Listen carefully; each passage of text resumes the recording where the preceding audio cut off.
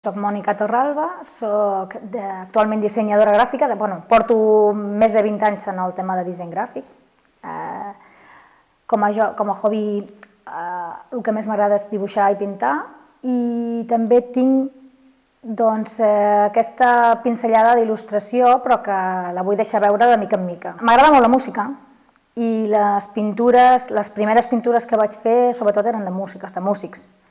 I després vaig tenir un temps que vaig deixar de pintar, emocionalment no em trobava a gust i mai he deixat de dissenyar. O sigui, una de les coses, vaig posar-me també en el tema d'il·lustració digital i vaig deixar enrere les pintures, o sigui, el que és el material gràfic o el material de sempre, que són les pintures, els pinzells. Ho vaig deixar com 8 anys que no els vaig tocar.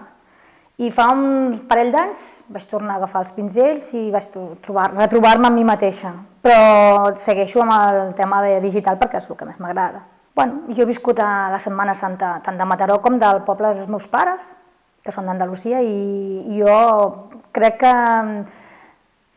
s'ha de reflectir la passió, o sigui, el dolor, una mica, i deixar-ho caure. O sigui, aquí no hi ha sang, però es preveu que això, una corona d'espines, uns claus, a mi em transmet un dolor, no sé. Jo crec que si l'has viscut es veu d'una altra manera.